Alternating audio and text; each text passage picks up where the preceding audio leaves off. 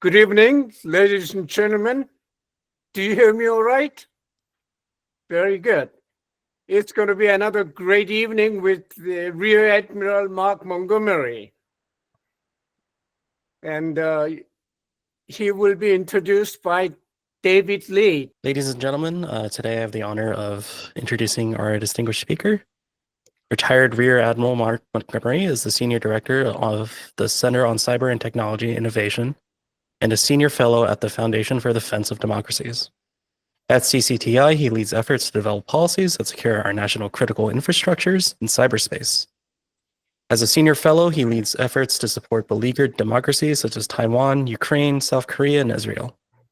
He also serves as the Executive Director of cybersolarium.org, a non-profit organization which works to implement the recommendations of the Cyberspace Solarium Commission, where he was Executive Director from 2019 to 2021.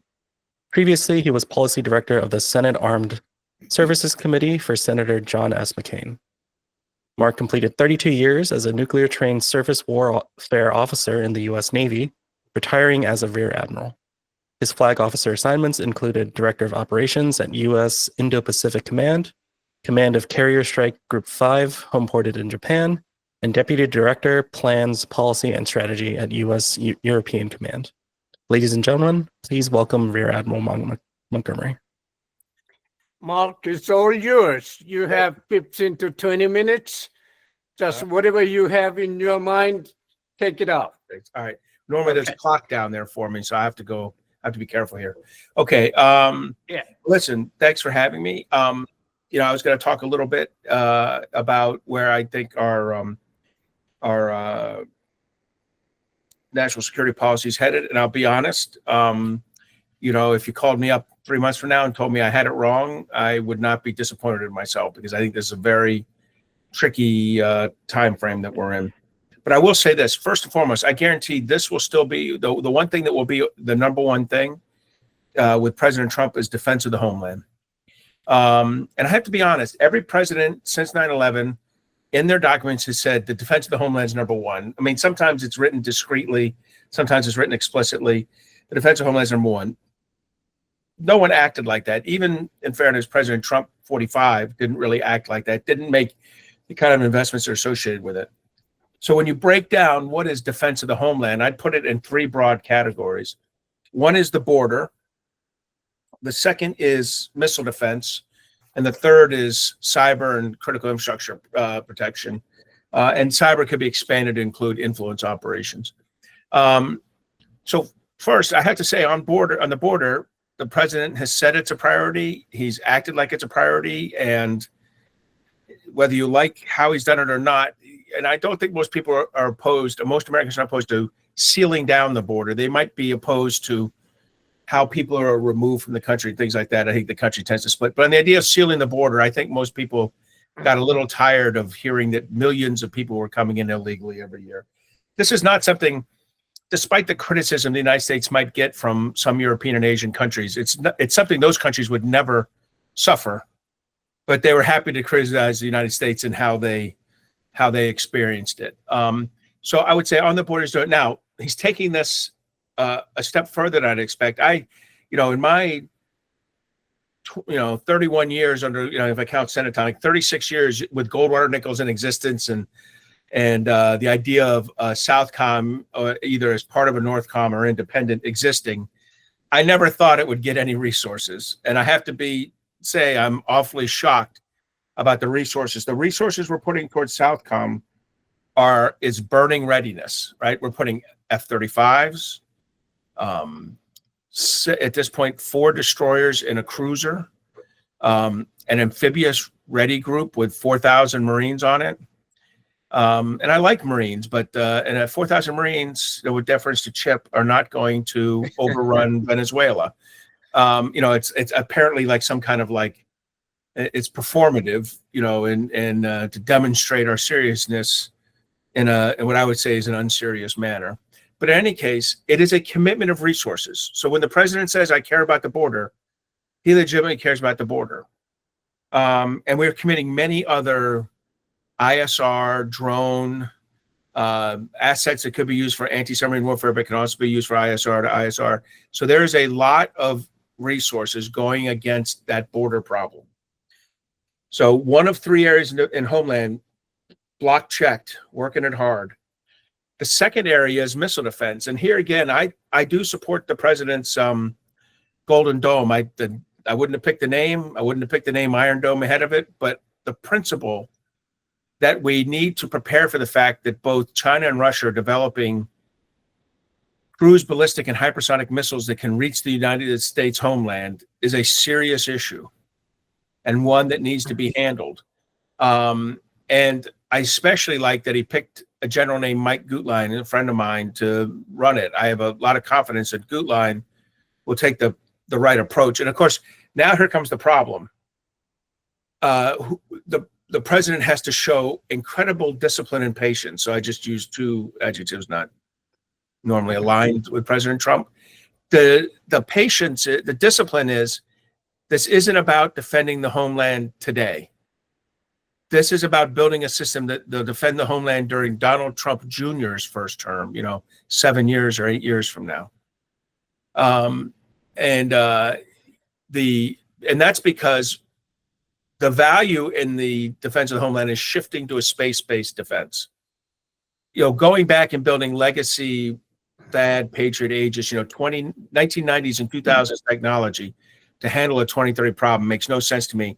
And that will burn up all the money. The president has two choices. He can build something in the short term against a threat that's not quite there yet with systems that will quickly be in obsolescence, or he can invest in a long-term space-based system where you'll get good situation awareness. And I know you see crazy pricing on that. Don't worry about it. My personal opinion, not a big deal, because we were going to build a lot of that space-based architecture anyway for situational awareness. So that the bill you should be looking at is what are launchers and effectors, missiles cost, or non-missile effectors. I say that in the context of that's the second one, missile defense. So border missile defense, again, blocked not checked, but commitment made. The third one, cyber, and here's one where, similar to Korea, similar to Japan, similar to the United States, all three of us are massively unready for a Chinese cyber-enabled campaign against our infrastructures. Our rail systems aren't ready. Our aviation systems aren't ready. Our port systems aren't ready. Our energy systems aren't ready. Our financial services systems aren't ready. Nothing is ready at the level required to deal with an advanced persistent threat team from China or Russia. And in case you want proof of it, read the Volt Typhoon reports. Ask your own leadership for their assessment of what these advanced persistent threat teams did in their countries. Suffice to say, what happened in the United States is happening everywhere. And we found them in everything I just mentioned. And this is all about China doing something called operational preparation of the battlefield. Something, every soldier or sailor or airman on here would know the terminology.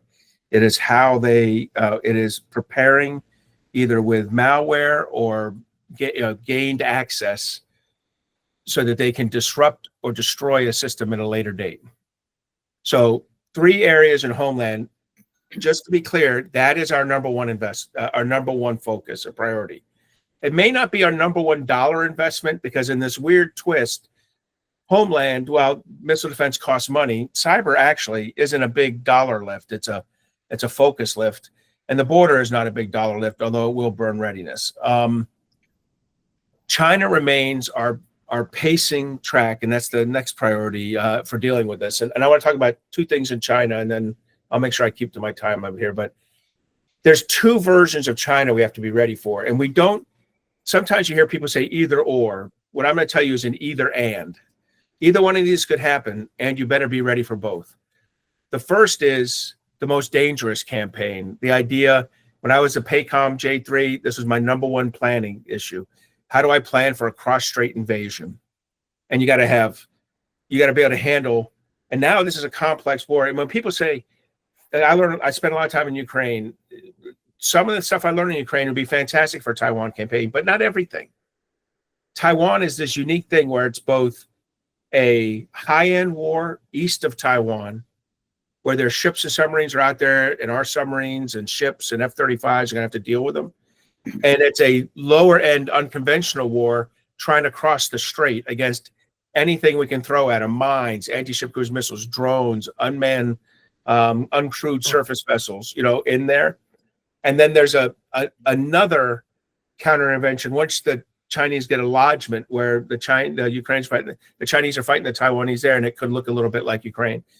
So it's an either and. You have to prepare for both of those. So that's a lot of investment, and that can and should drive a lot of our thinking on what the defense budget should be spent on, is preparing for those two events, with one of them being really high cost, that high-end fight with China, and one of them being a lot of effort, but probably lower resources, that counter-intervention fight. So that's where we put a lot of our effort. But I'll also tell you, that's the most dangerous campaign. You have to be ready for it, because you never want the Chinese to think that you're not ready, because if you do, the next bad thing's going to happen. The next bad thing is actually called the most likely campaign.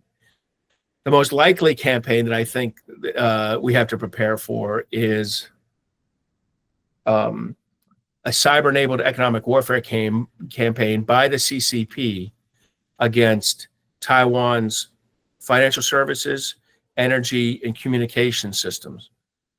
I've war-gamed each of these out now, and it's brutal. The financial services, Taiwan could probably weather the attacks, but it would be hard. And these are attacks that are diplomatic, administrative, economic. So I'll give you an example. In the energy security one, an administrative one would be working with Qatar. Excuse me, a diplomatic one would be working with Qatar to get Qatar to stop shipping to Taiwan. And Qatar provides about 34% of Taiwan's LNG. Taiwan imports 100% of its LNG. LNG is 50% of the grid. They have 7 days reserve. So if you can stop 7 days of shipments, Taiwan's power grid goes to 50%, and they very rapidly have to choose between TSMC and UMC running or hospitals and schools running. Tough choice. My point is, back on this, you can use diplomatic tools, you can use economic tools, you can do administrative tools. That's where you put out your Coast Guard and you do administrative inspections of LNG ships and hold them. You could do military feints, like a missile closure area near Kaohsiung, their LNG terminals. Anyway, we studied this very carefully, and we found it very easy for China to execute a maximum pressure campaign in energy using all these tools. And finally, there's also cyber tools and influence operations tools going. China can do this in a way that the United States, Japan, Australia don't respond at all. And I'll tell you, honestly, for all these war games, I assume Korea is no help. If I'm wrong, that's great, but I think I'm right on that.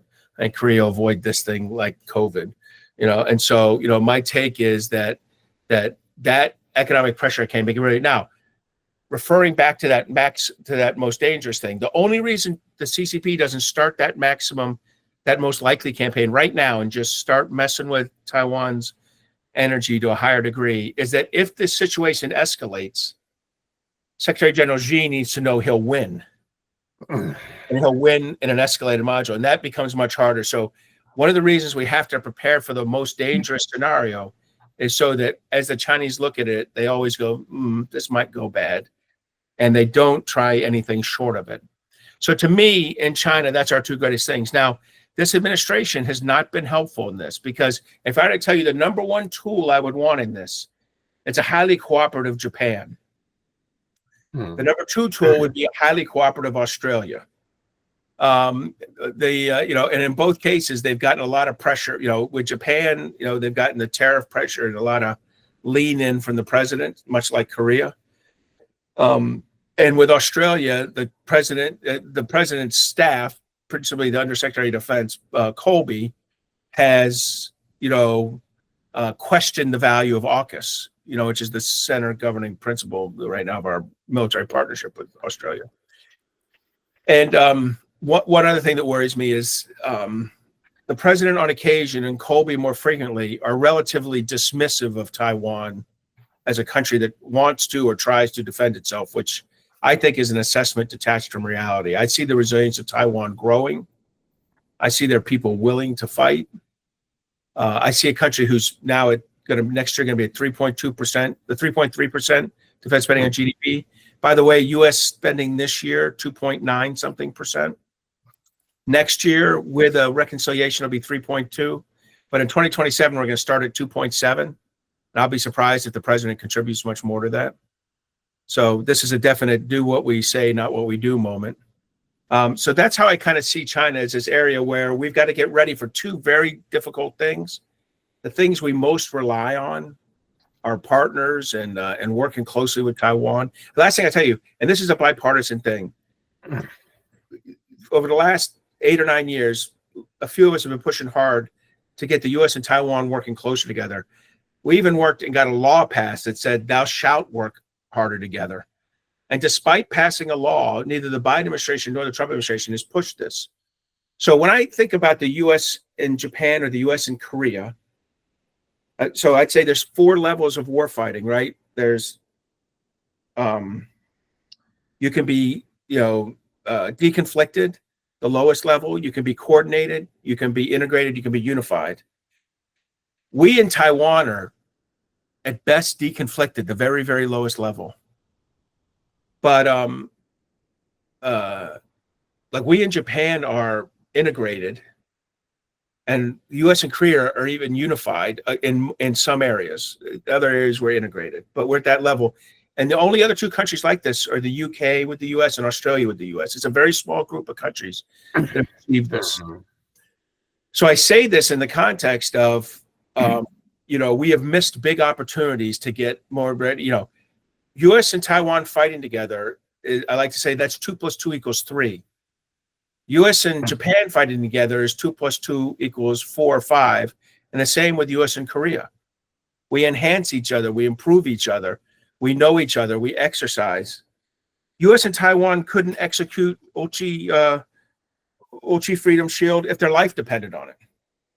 We have none of the skill sets to do that between the U.S. and Taiwan. But so there's a big difference there. So that's what I'd say there. So in China, I think there's a lot of challenges there. It's getting much harder with this pushing of a cyber-enabled economic warfare strategy by China. And the United States needs to be investing very well in this. And then lastly, I'll just talk about, I'll take the last 2 or 3 minutes to talk about Korea. I thought it was a good visit by President Lee Jae-min. I think he got off lucky with 15%. I mean, it shouldn't be anything, but given that something was going to happen, I think 15% was a good number for Japan and Korea.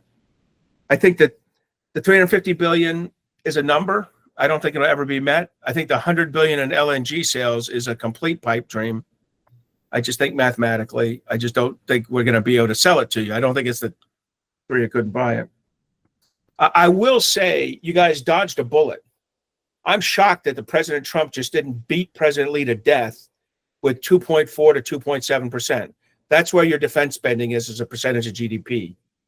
For a country that's staring down the barrel of an authoritarian regime with nuclear weapons and an ill-tempered leader in Kim Jong-un, it is absolutely unacceptable that Korea doesn't spend 3.5% of its defense spending on GDP on defense. And you need to get to 3.5 fast, because when Bridge Colby and company start focusing on you, you're completely screwed at 2.7%. And look, you have a domestic production industry. You can get there much faster than other countries. In fact, I would say when I'm in Western Europe, I'm pleasantly surprised to see a shit ton, excuse my language, a metric butt ton of Korean equipment.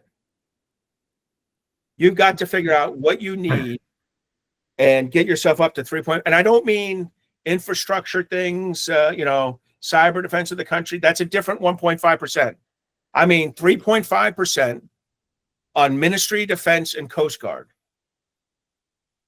And you need to get it right. And by the way, you need to make sure that when you're counting your 2.4 to 2.7%, you're counting the Coast Guard. I'm just giving you fair warning. If President Trump, someone had told President Trump these numbers right before the meeting would have tanked. And look, and it doesn't matter that we only spend 2.9%. President Trump is a well-documented hypocrite on this, right? And I don't mean that in a bad. We spend 990 billion, so our 2.9% goes a long way. And God love it, Korea's GDP is growing fast. Good on you. That just means your defense spending needs to grow faster. I am telling you, you're staring. This is like a landmine outside the front door of your house. If you do not remove it, eventually someone will step on it, and you will be the worse for wear. That's if I had one piece of advice, that would be it. All right, I know I went 20 minutes there, but I want to get that. Oh, let me mention one last thing. In Ukraine, I spend about 6 to 8 weeks a year in Ukraine. I'm about to go back. Here's the one takeaway for you. Two takeaways. One, Ukraine's not going to lose. I'm shocked at their side of resilience. I've only seen the resilience in a few countries, and I put Korea in that list, the Republic of Korea. You have strong resilience for democracy. It's very hard for democracies to have this strong a resilience. You have it. The Ukrainians have it even more. They're not going to lose. They're not going to recapture Crimea. They're not going to recapture the Donbass on their own. Something's going to have to happen for that to happen. But they'll do it. And you're going to see more and more long-range strikes by them. They are really going to put the fossil fuel export Russia out of business. They've already taken about 13% offline.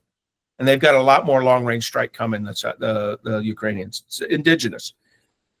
The other one was who Ukraine is fighting. Ukraine is fighting Russia, North Korea, Iran, and China. The biggest problem is Russia, obviously. The second biggest problem is not North Korea, although North Korea is a pain in the butt with the troops, but more importantly, the 5 million pieces of rocket or mortar that were transferred. And the Iranian shaheeds are tough. But China is the second biggest competitor. They have underwritten the Russian economy with fossil fuel sales, both shadow fleet, for which they're the majority, but also pipeline. They have increased their foreign direct investment, their imports and exports, all over 35% over the last 3 years, increase with Russia. They're providing them the microelectronics that go into their cruise, ballistic, and hypersonic missiles that are impacting Kiev and Lviv and Odessa every night. So we have to remember that. Ukraine, a democracy, is fighting 4 autocracies, including the 2 countries that worry South Korea the most. So South Korea needs to imagine itself doing more than $100 million worth of humanitarian assistance. I would say over time, that number, they need to consider security assistance and other things. And you build some great stuff. You got to figure out how you do that. But my personal opinion is you can't continue to say, I don't think Korea has a country dependent on other countries to come to its defense, should be sitting on the fence when a democracy is under siege like this. All right. That's enough for me. And I'll pass it back over to whoever's going to moderate the. Okay. Thank you very much, Mark. This is a great start. Now, before we get into the Q&A, let me say a few things about what we do. ICAS is not an agent of any government or foreign principal. There's no foreign fund involved in ICAS activities. That said, who's going to go first? Joe Bosco. Admiral, that was really splendid. Your outline of the national security issues, both in terms of the homeland as well as the other challenges. I just wish I were confident that the administration saw things the way you do. They seem to think that defending the homeland means ignoring some of the other problems, and I think that's a fatal course. I wanted to ask you about two things, Taiwan and Ukraine. On Taiwan, you've stressed the importance of it as a democracy being potentially attacked by an autocracy. But the United States has practiced the policy, the strategy of strategic ambiguity for decades now. And we have not made it clear that if China does attack Taiwan, the U.S. will step in and assist its democratic partner. Do you think that at some point we need to be much clearer about our intentions in defending Taiwan. Second question is on Ukraine. Who the hell is holding up the release of the frozen Russian assets that could be used for humanitarian purposes, for weapons procurement, for all kind of reconstruction, for all kinds of things to help Ukraine? And we have the money's frozen. It's Russian money. It could be used for those purposes, but someone, either the Europeans or the U.S., is holding up that release. Do you have any thoughts on that? So I'll go second one first. It's Belgium. Okay, so there's about 320 billion. We have taken the profits from that for the last 2 years and spent it. I want to say about 30 billion, maybe less than that, maybe 20 billion. Or the dividends from that, the growth in it. To my knowledge, of the 300 or so billion, almost 200 billion sits in Belgium. It's under their control, that frozen assets. And the French have another chunk. And I'm told it's those two countries, but principally Belgium. They're just uncomfortable that they're going to create a liability for themselves in doing this. And probably whatever mechanism they have for holding that money and therefore profiting from it in normal times is something they didn't want to sacrifice by being shown to be a compliant with international, regimes kind of nation. So that's how I understand it. I think they can be shamed into doing it, especially if Europe takes a collective approach to how they'll talk about it and do it, but they're not there yet. On the second issue, strategic ambiguity. Look, I don't even know what to think about it. President Biden 4 times said, "I will fight to defend Taiwan," and 4 times Jake Sullivan the next morning said, "You did not hear that." So that was a different kind of strategic ambiguity. Here's how I think about it. I'm not for strategic ambiguity, but I'm fine with it if the operational reality is that I'm training, building that deconflicted, coordinated unit, training together, planning together. We're providing both FMF, and we've set up something like Ukraine Security Assistance Initiative called Taiwan Security Cooperation Initiative, which is another path to give money. And we're doing Presidential Drawdown Authority, and we're doing foreign military sales. So if we do all these things with them to build up both their capability and marry it with our capability and capacity, then I don't care what rubric you put above it, because I've come to realize that that's a shell. Because as I said, President Biden basically denied it 4 times, and then his national security advisor denied it. That's I try not to overreact to strategic ambiguity. I instead say, let's go one level below and go for operational surety. And that's building that integration. That's a good question. Very good. Joe, do you have a follow-up question? No, that's, I think he's answered it quite well. The problem is that to the extent that we endure with this policy of ambiguity, China continues planning, thinking that there's a good possibility we won't step in at the right time. We've got to dispel that doubt in their minds so that they will stop planning for their invasion or embargo or whatever action they're going to take against Taiwan. As long as there's a doubt in their minds, they're going to continue planning for the best case from their standpoint. No, I agree, Joe. And I'll say, though, even worse than a policy of strategic ambiguity was the withdrawal from Afghanistan, in such a horrific state, particularly with regard to the allies. I mean, of all the things we really did poorly there, not telling our European and Afghan allies what was going down until, the almost game end. And then the second one is the Biden administration kind of playing for a tie in how they supported Ukraine. But even worse, the Trump administration, once we're committed to Ukraine, then backing out, because whether you thought supporting Ukraine or not was a good idea, the only thing that's worse than supporting it would be supporting it and then withdrawing it. We have sent these signals that we're not a credible partner. And that's what I think you're implying, Joe, and I agree with you.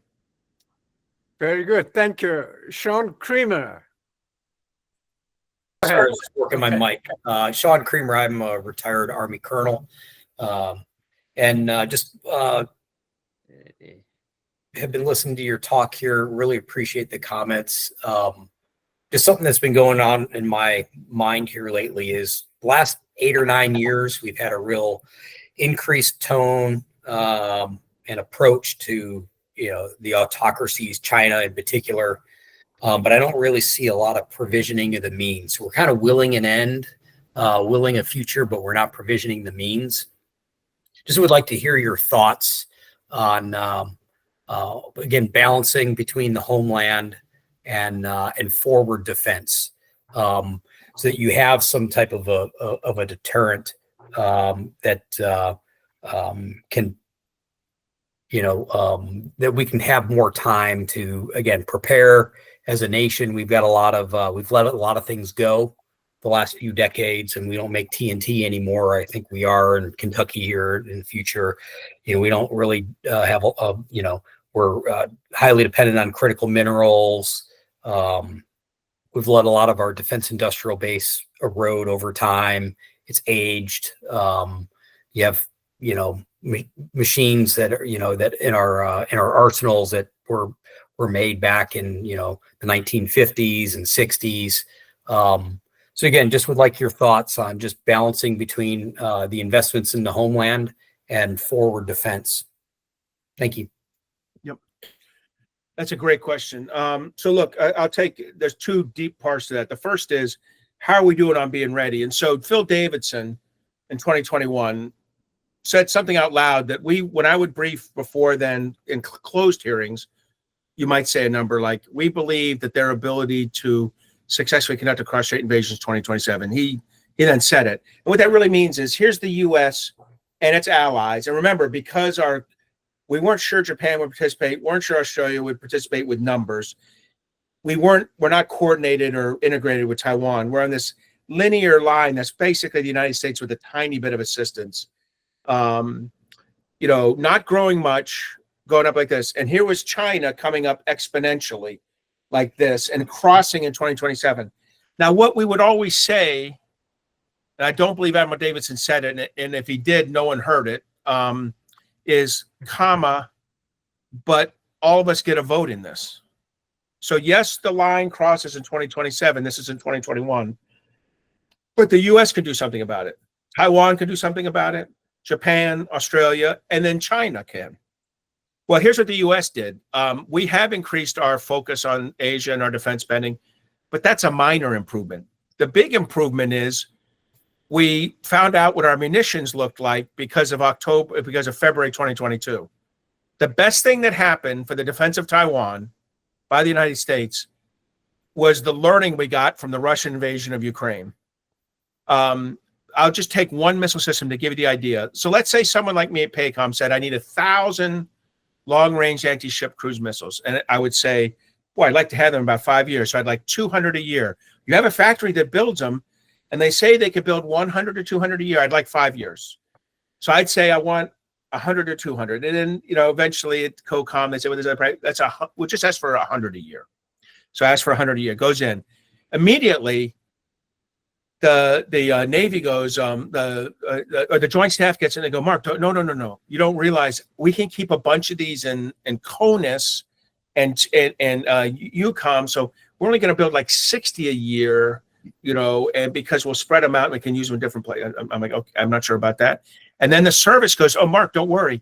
We've got these less capable missiles. They don't say how many. You only need 40 a year. Then DOD gets in and goes, everyone in DOD, every munition, and munitions are always the first bill payer, 25% tax to pay for some initiative.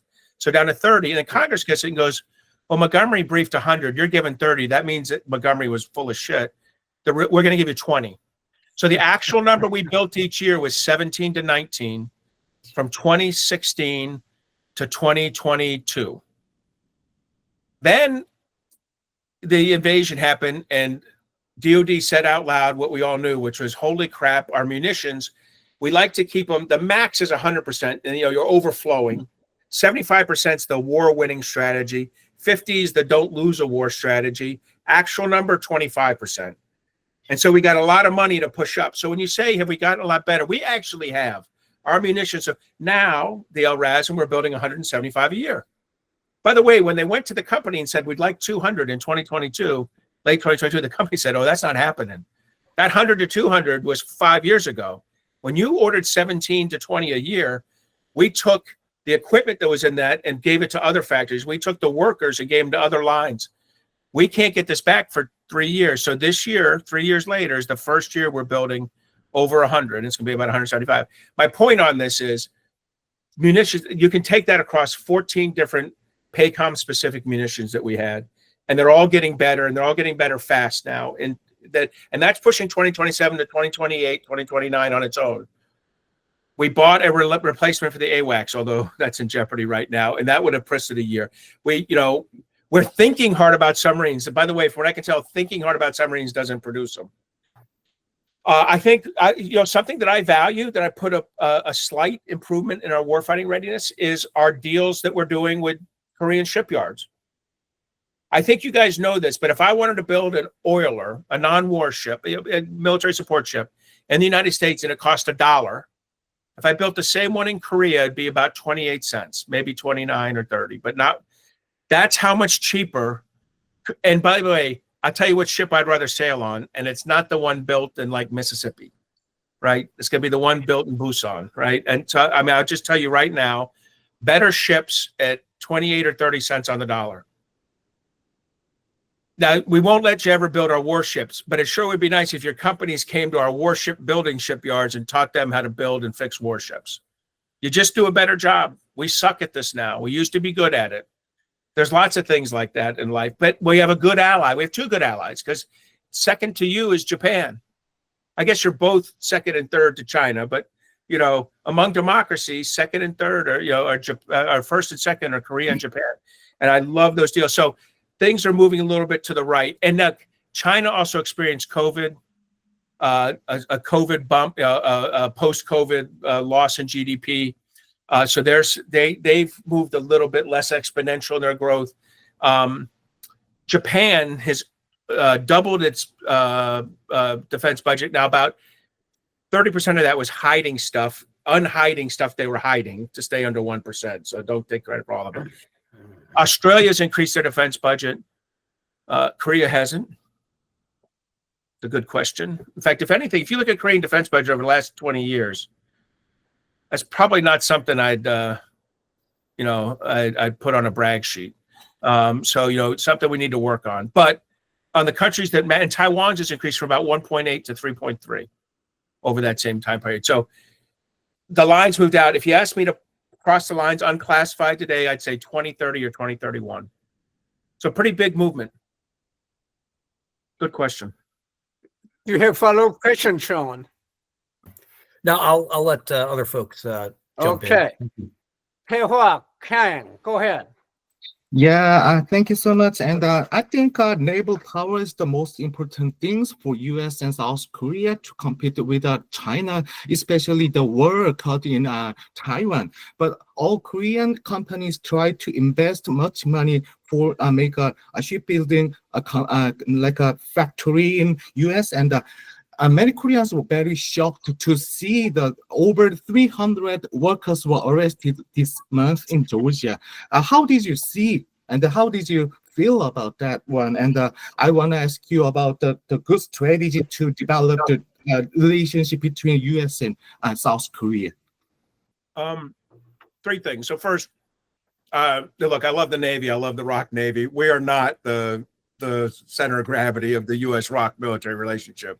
The center of gravity of the U.S. ROC military relationships, the Army, followed by the Air Force, and then the Navy and Marine Corps. And I love the ROC Navy. Don't get me wrong, but if our armies can't sequence that defense, that absorb a blow and pull back and push back defense together, we're in a lot of trouble. Our navies can misperform a little bit and we'll survive. Our air forces can misperform a very little and we can survive. Our armies have to play their A game to win together. And so I think the ROC Army, U.S. Army is probably the singular most important service-to-service relationship we have. We don't talk about this at all. That's why I never mind. The head of U.S. Forces Korea and CSA needs to always be, it could be a Marine, but it needs to be a ground officer that has the trust of the ROK Army to command their forces and lead their forces. So I just want to say that. And I love, again, I agree with you, the ROK Navy and the U.S. Navy need to work really well together. But we're not the center of gravity. The center of gravity is those ground forces. I'm embarrassed by what happened at the plant in South Carolina. It shouldn't have happened. We are allies. We're treaty allies. We are, in theory, in a war together still. You fought alongside us everywhere we fought. We fought along, and you've been to play, we've sacrificed a lot in Korea ourselves. This is not how allies treat each other. Now, the good news is they clearly fixed the problem rapidly, which means someone somewhere realized this was an embarrassment for the United States. And unfortunately, just so you get it, not in DHS. In DHS, they'd have been happy to brag on this, look what we found, look what we did, like a bunch of idiots. But I think state and DOD got control over this fast and worked with the White House to say this thing needs to, the president doesn't need to be truth social blasting on this. Let's get this resolved quickly and over. Now, it'll leave a mark, but, now we need to very rapidly bring in 300 or 400 mentors, who are the same people, as far as I'm concerned, doing the same job and get it. And for the Americans who say, these guys should be gone because we have enough STEM workforce, my answer to that is I doubt it. If we had enough STEM workforce, we wouldn't have a Hyundai plant there, right? We'd have a Ford plant or a Chrysler plant because it's easier. But the reason we have that Hyundai plant there and the reason they have to bring in workers, which, whenever you bring in somebody on a away game like that, it costs you more money, is because the U.S. can't produce the workforce that's necessary. So we need those workers here. We should welcome them back. If they're the same 534, I'd be thrilled. I think a handful of them are never going to come back because getting, shackled and terrorized by our Department of Homeland Security is completely inappropriate. And if there was a mistake made, it was when there's that many at one plant, that is not an individual error. That's a company error or a country error or a state error. It is not. There's not 534 people who individually decided to do something unusual and magically all did it in the same plant. This was a fundamental misunderstanding or misleading effort. It could have been the company. I'm not taking them off the hook. But this should have been handled better, and I'm embarrassed about how the United States did it. And I don't think it reflects, look, to the degree that Americans understand Korea, and that there's a lot of Americans that don't. The Americans understand Korea as a good ally who supports the United States and who the United States supports, with blood and blood and finance. Thank you, Mark. Chip Gregson, go ahead. Do you have any question? Yeah, thank you. Sorry, I couldn't find the buttons quick enough. Okay. Picking up on the last conversation, I agree with Mark. The Combined Forces Command in Korea is a very, very unique structure and is not going to be duplicated anywhere else. And it gets us to, Mark, what you said was the highest tier of interoperability or integration or unification. I think Unified, yeah. The command should always be an Army officer. Appreciate the mention of a Marine commanding it, but the scale is different. The U.S. Army is a massive organization. My service is not so massive, so it's entirely appropriate that it be an Army commander. It's like having a Navy commander at Indo-PACOM.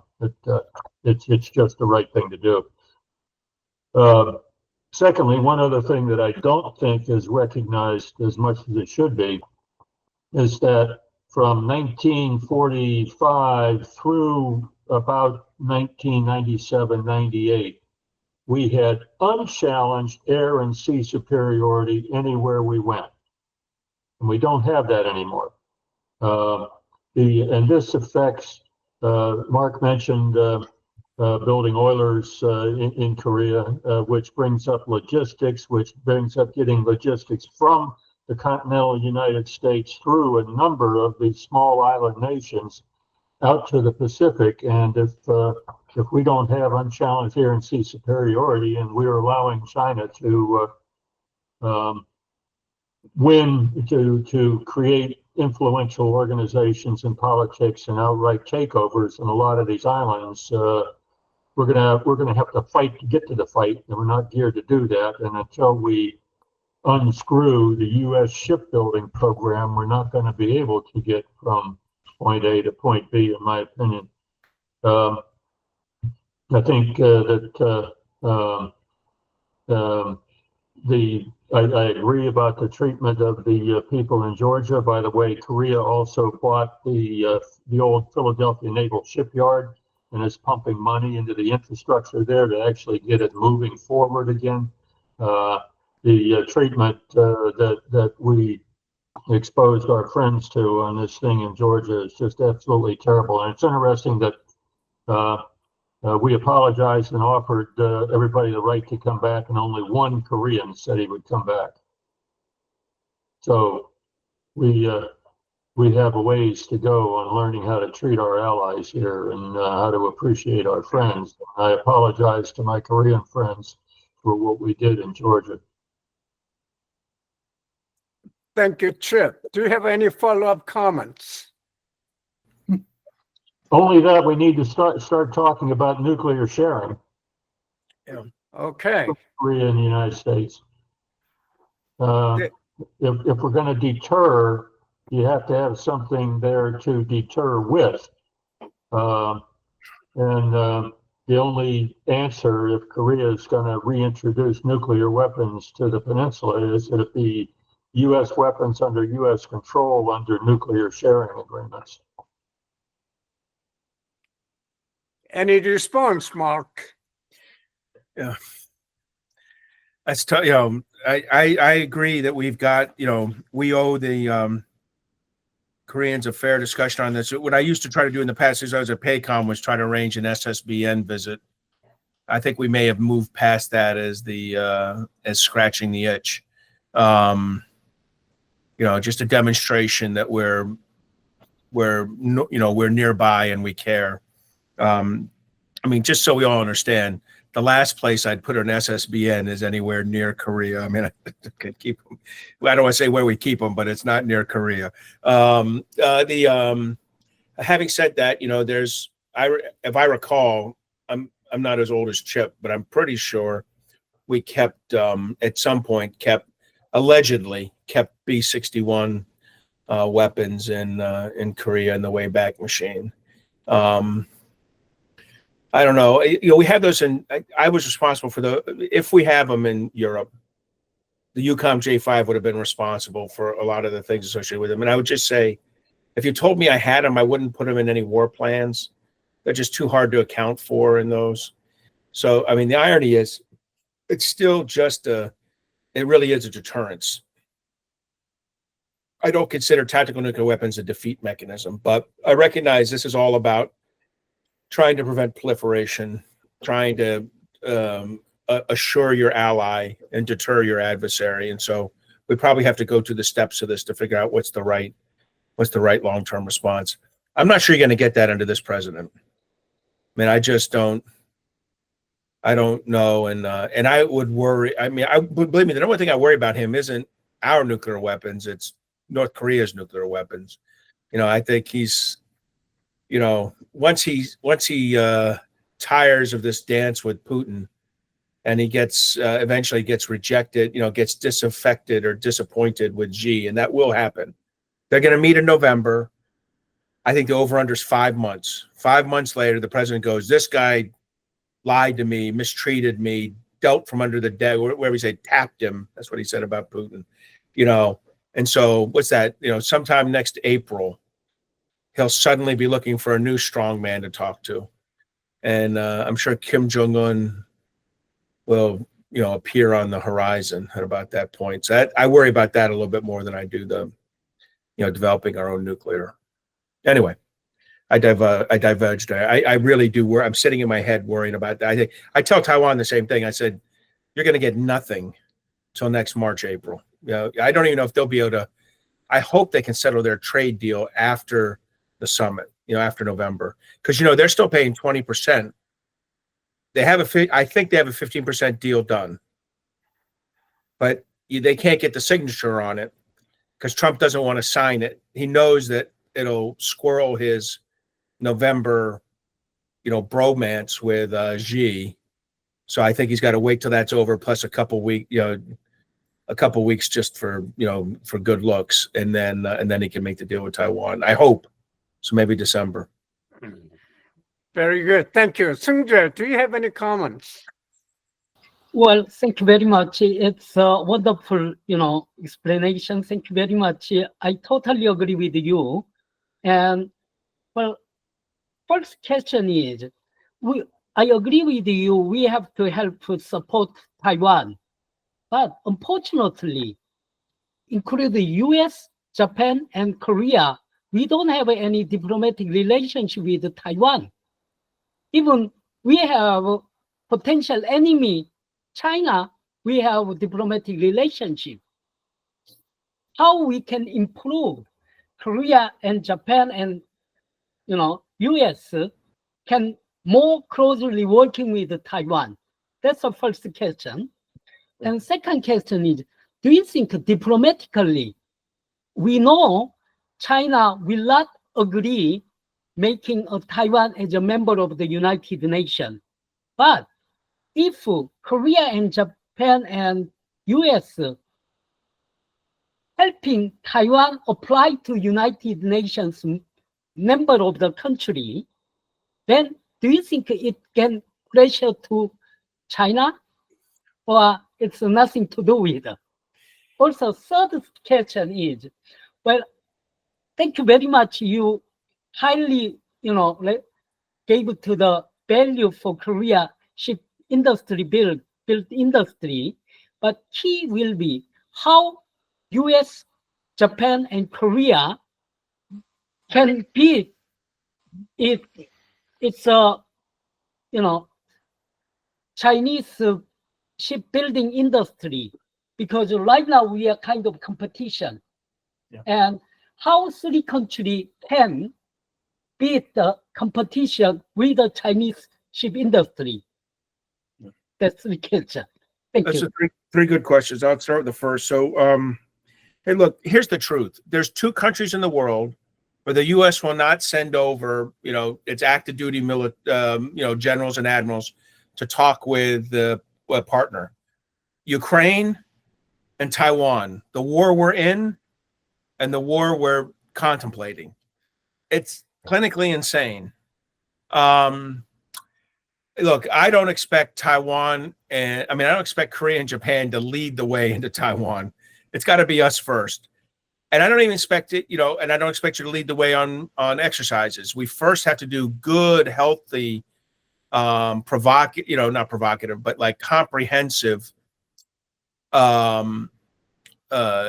bilateral exercises with Taiwan, then quietly then say, well, this one is about LNG escort from Yokohama down. Okay, so we include Japan. And this one is about an escort from the South China Sea. You include Australia.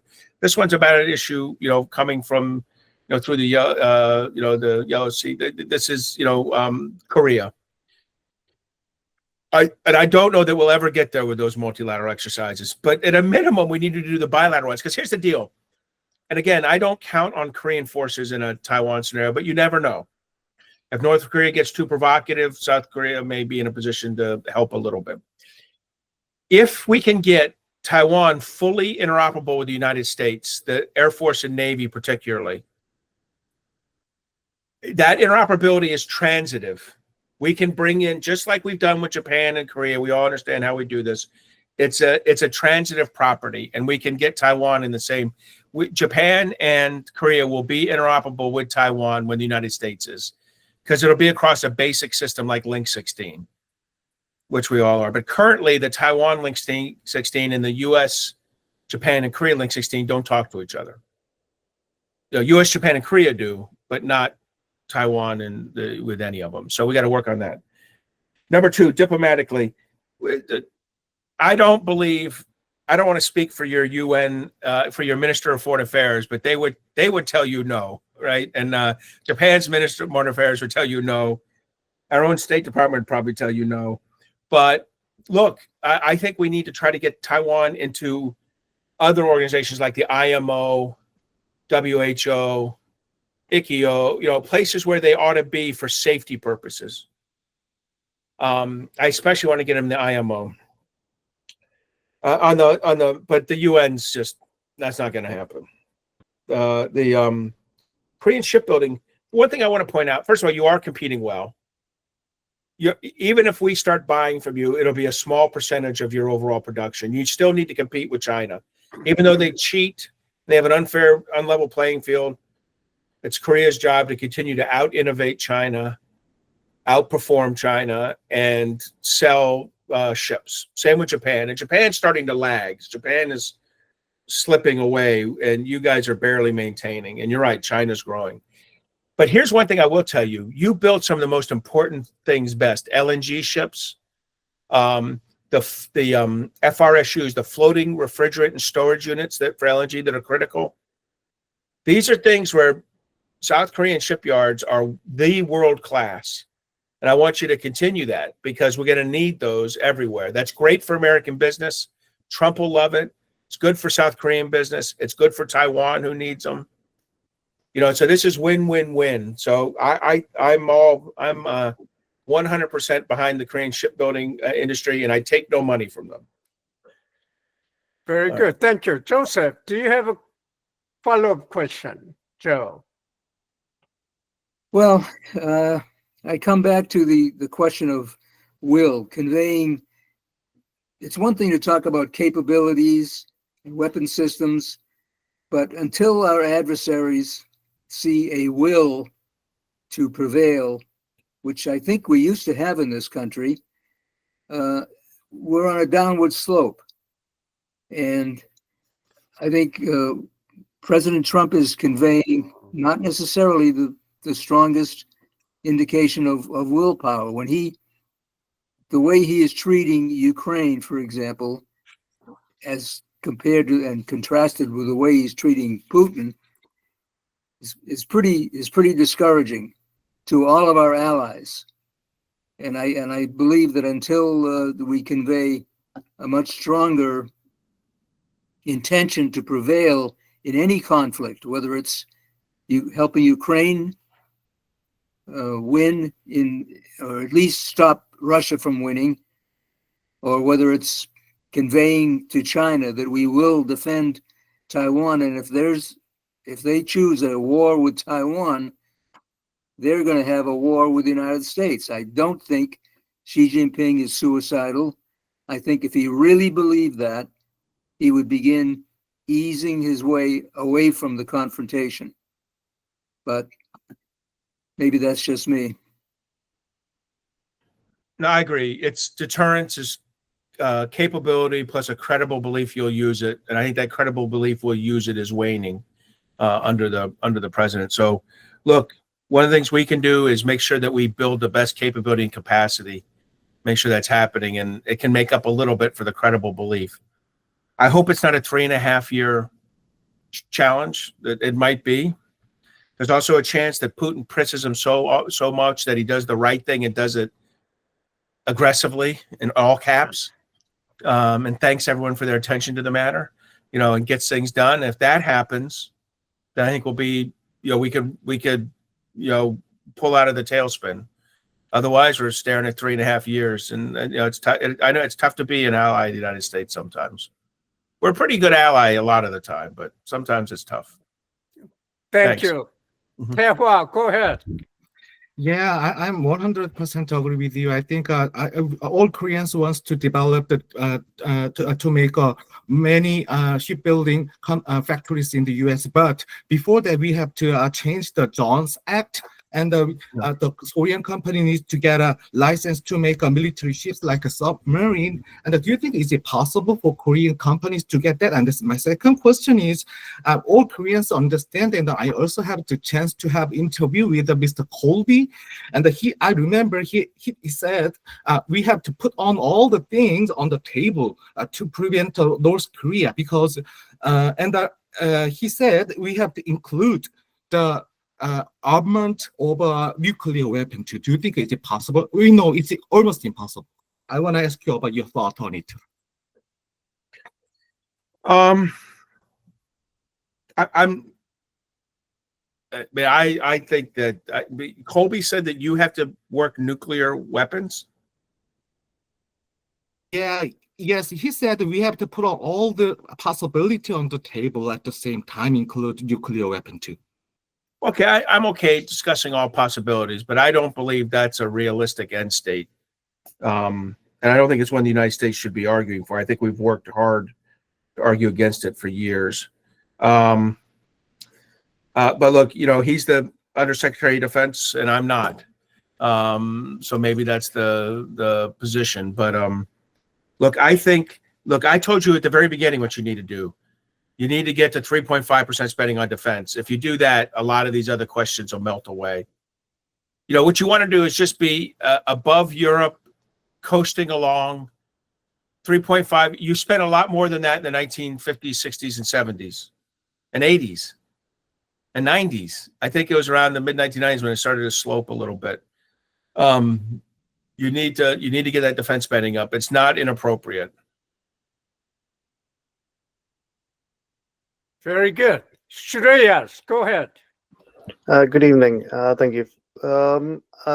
Moving to the cyber theme, given your long experience in this field, obviously described North Korea as a cyber criminal gang masquerading as a nation state because of its increasing reliance on theft of virtual funds, sensitive data, nowadays IT worker fraud, to advance nuclear ambitions. But there has been a lot more awareness of this threat in the last few years, and certainly we've seen efforts at international cooperation. But for the most part, it seems that there's law enforcement agencies worldwide are still having to keep up or catch up with these North Korean cyber operatives. If the US, South Korea, and Japan, and the other countries were to adopt a more proactive approach to dealing with North Korean cyber threats, what, in your opinion, should such an approach look like?